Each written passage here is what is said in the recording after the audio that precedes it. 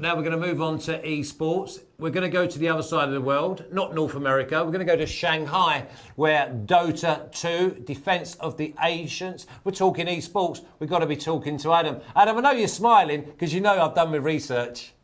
Yeah, of course. I thought you were going to say I was in Shanghai. I was going to be like, well, my sleep pattern is kind of with the Chinese, but no, I'm still in England, unfortunately. Hey, to me, you're in China in your heart and mind.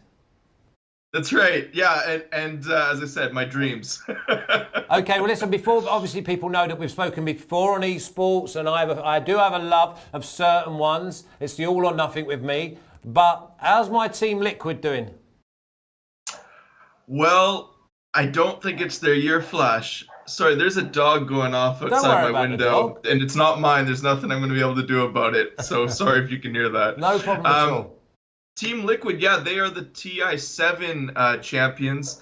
TI8, they really didn't show. I mean, I think they had a reasonable playoff run, but it definitely wasn't top three.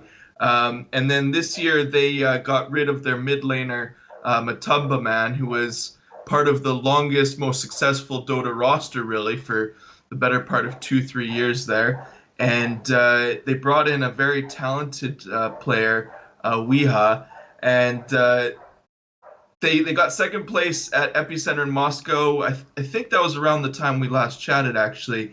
And then this week, they are on the cusp of elimination, and they have looked really poor this week. I have to say, for all the talent, Kuroki and company hasn't shown their potential. Is that down to a change of personnel that they haven't quite gelled yet? Absolutely. I think okay, so what happened was when they got rid of their mid laner, there was the expectation that the new player coming in would bring some new hero potential. He would be a little bit more aggressive. And unfortunately, I think that based on their success at Epicenter, where a lot of teams that were top teams and had qualified for TI didn't really show up. The finish where Liquid got second place was a bit of a misconception as to their overall form and compatibility. So, I mean, we don't get to see the practice rooms. We don't really know what's going on behind the scenes. But what we saw from them at Moscow and what we're seeing in Shanghai is two very different teams. And I'm seeing them as a slight favorite at a few places tomorrow, and I'm already looking to go against your boys. Yeah, well, listen, I look at them, flatter to deceive, okay, Team Liquid. What about Team Secret? I know they were one of your picks for the futures in Dota 2. How are they doing so far? Yeah, so Secret has been the number one team over the entire circuit, end of 2018 and all through 2019. They, going into it, I said, they play the cleanest Dota. They have the widest variety of hero pool. Puppy, their in-game leader, who has been the, I guess, mastermind since the inception of Dota 2. He's considered a genius when it comes to drafting, and he's got all the pieces this year to win TI. Now, he hasn't won one since his first, as any player has, but this would be a letdown year for Secret. Now, I didn't actually take Secret in that Outrights article. Because it's with how talented the top 6 teams are, it's hard to say at 3.5 or whatever they were at the time, I'm going to take them. Now, I know a few people that did take them off my recommendation, and I say it's a great pick because right now they're still the betting favorite. But I favor them to come out of the upper bracket, but I do think that they're susceptible and maybe slightly overpriced as we move forward. Okay, well, if they're doing so well and you've tipped them up early, so if someone's actually gone with them as a futures right at the very beginning, who would they go for to maybe come and have a saver? So during the group stage, there's only a few books that will open their lines after every day. Bet365 is one of them, and if you go over to their site right now, So Secret's 3.5, PSG LGD's 3.5. But what you want to do is you want to look at the upper bracket teams for now. So you want to look at Secret, PSG, LGD. I would say what we saw from Vici today shows that they are beatable. I mean, on the map 3, they looked dominant, but I would put a lot of that on TNC messing up their last pick Broodmother, which should have been a gimme almost. So looking at Team Secret and LGD are justifiably priced where they are. For a sort of a saver pick, I went with 2 that I posted on Saturday. I took OG, who is the defending champs. Okay, Flash, last year, I just got to say this. Last year, OG was expected to come last place at this tournament, last out of 18 teams, and they won the whole trophy. They were priced at like 50 to 1 or something astronomical. Now, this year, they're looking actually better than they did last year, but they don't have that sort of will fly under the radar. People will take us for granted kind of thing. And so they're now, I took them at, I think it was 9 on Saturday. They're down to 5. And I also took Evil Geniuses at 11. They're down to 9. Those are 2 teams in the upper bracket that I say can still take games off of Vici, Secret, and LGD. LGD is playing Vici. One of them's going to drop down. And, you know, OG Evil Geniuses, I just think have the most value. EG hasn't shown their full potential yet. Maybe they're hiding some drafts. We heard that one of their players was a bit sick last week, Sumail. So again, I think as you go into the tournament, you want to be hitting your stride, you know, 3rd, 4th round, you know, group stage. It's okay to sort of get the feel of it, especially when this is the first TI in Shanghai. The Western teams, like OG and EG, they're not accustomed to, you know, having huge amounts of success in China. And of course, you've got the absolute blistering loud crowd in Shanghai. So again, I can see why Vici and LGD are where they are at. But I would say if you're looking for purely a value pick, look at OG or EG. Okay, before we have a little look at there's a bunch of matches tonight and what your picks are, I wrote down fatigue and acclimatization for these groups that are going over the other side of the world, different time zone. So now that you're playing when you might be sleeping, or you're sleeping when you might be playing, how big a factor is that? Are we looking at a home champion? So again, in that first Outrights article, I put you take Secret or you take a Chinese team at this point. This is before seeing anybody, before seeing the current meta. And I still stick by that. If gun to my head, I have to choose. Honestly, Flash, I haven't heard an esports crowd this raucous in such a long time. It was, I mean, I tweeted out this morning, it was 4:15 when I woke up. I slept through my first 2 alarms, which I'd set just before 4. When I turned on the stream, that Chinese crowd was louder than my alarm. And of course, you know, it was next to my ear. So I do love the Chinese teams. I love that the crowd's behind them, but also with that comes pressure.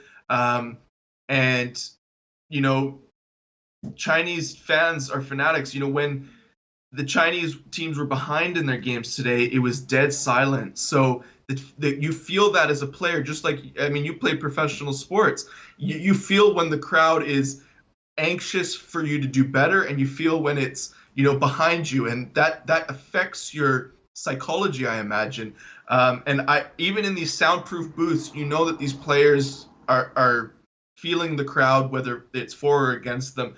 So while I think fatigue in terms of and acclimatization can be factors early on in the tournament, it's more can we deal with the enemy, or what's the word, the animosity of the crowd walking out there. They're not booing the foreign squads, but they're certainly not cheering them the same way they erupt for their home. So I would say the Chinese teams, there's still 3 left, but LGD Vici have a serious chance to take it. Yeah. So the games that are coming up in the next round, and obviously tonight, who are you picking? So the first one up is OG versus Team Newbie. Now, as I mentioned, OG is one of my plays on the outrights. That when I do my trading, if I place an outright, it's based on the outright prices. It's not based on the match money lines. I'm not saying, okay, I'm only taking this because I expect OG to beat newbie. I do expect OG to beat newbie, and I've taken the -1.5 at 1.85 at Betway. That is the best price from the books I use currently. It's about 1.75, 1.8 everywhere else. Now, I liked what I saw from newbie. They're the North American squad that isn't named EG, and honestly, they're gelling at the right time. I tweeted out and wrote in the article that, and you can check out that article for some more insight. I do think that newbie is one of those teams peaking at they're at their pinnacle that we've seen all year. However, OG's team play is just off the charts right now. They as one of the analysts said, they have 2 support players, 4 and 5, that are the most selfless players at the top level. We're talking players that are willing to fall on their sword for their carries. They're willing to do everything they can, the next thing that their team needs them to do to win the game, even if they're behind. I'm just so thoroughly impressed with OG. Do I think newbie has some value on the money line? Yes. But +1.5, I think we need to see 2.3, 2.5 range, given how good OG looks right now. Okay, would that be your only play? Oh, yeah, sorry, no. Okay, I'll run them down quickly, and then I can sort of do a best bet thing. EG +1.5, I've taken against Secret at 1.66 at Bookmaker. Again, EG played a best of 5 with Secret. I think it was the Birmingham tournament, and they took them all 3 maps. These teams have highly skilled players, very comparable in level.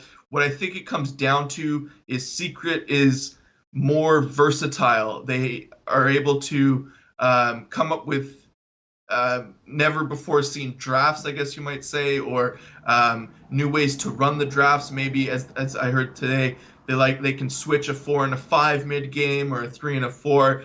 They will adjust on the fly a lot better than EG will, and EG has become a bit stale, known for being a bit stale in their strategy. So I do think EG still has a bit of value there to take a game. I'm also on RNG, Royal Never Give Up, against Virtus Pro, +1.5, and Moneyline. VP, today we saw them play PSG LGD. They got absolutely trashed. And that's not a word I commonly use to describe the results of a game, but they did. And they're playing another Chinese team now that is not the same level as LGD, but we're getting them at 1.8 to take one game and 3.8 to take the series. And given what I've seen from VP in both the group stages and in playoffs today, I can't price them anything below 1.5. I would say 1.5 is the maximum the bare minimum I would say that has value for VP. So that was the rationale there.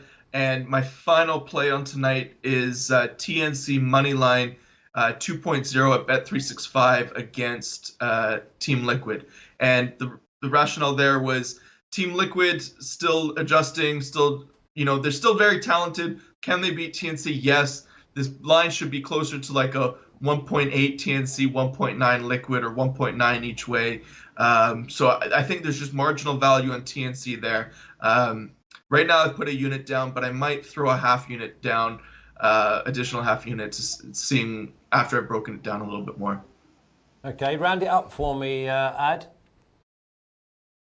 So I would say in terms of a best bet, if that's what you're asking for, from a strictly value perspective, RNG +1.5.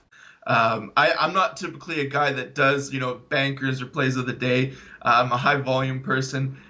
So I like all of my plays, if you had to ask me. But I would say if I just got to choose one for pricing, and the OG one, actually, I do think even though I've liked what I've seen from Newbie, 1.85 for a 2-0 is a great price. Okay, so now we're cheering on OGV, 11s into 5s. We're cheering them on, are we? Yeah, I mean, we got in at the right time. I liked what I saw after the first 2 days. After day three, after we placed it, dropped immediately because they were going to the upper bracket. And as you know, teams in the upper bracket get 2 lives, teams in the lower bracket get 1. So as soon as a team drops down, EG or Secret, OG, PSG, LGD, or VG, all of these teams are going to drop. Sorry, not all. Half of these teams are going to drop down over the next few days. See who they're matching up against in the lower bracket on the way, and see if you can get some more value just because they're in the lower bracket. Ad, until next time, good luck with your picks. Make sure this gets clipped. Go over to oddsmarket.com. We're going to tweet it out as well. Good luck, mate, and I'll see you soon. Thanks, Flash. Enjoy your day. Keep up the great work. Cheers. That was Ad from Esports. We've had Craig Edwards who went through the golf. I'll quickly run through his picks. Now, there's 2 separate markets here. Obviously, we know that Justin Thomas is going to start 2 clear of Patrick Cantlay. We did put the graphic up earlier. We'll make sure that we retweet this out again. But he likes Webb Simpson top 10, Adam Scott top 10, and Hideki Matsuyama over the 72 holes. Now, if you look and just go without the FedEx rankings, then John Rahm and Brooks Koepka both around 11. First 5, 5th of the odds, 2-1 a place, with the opportunity of 2 big guns going for the reward. Dave Betts was our English Football League correspondent, giving us a few tips. He likes Leeds, he loves Fulham, dodgy games, Cardiff, Huddersfield, and remember, Sheffield Wednesday to beat Luton for the first time since 1992. I was a young boy then. See you next time. Take care.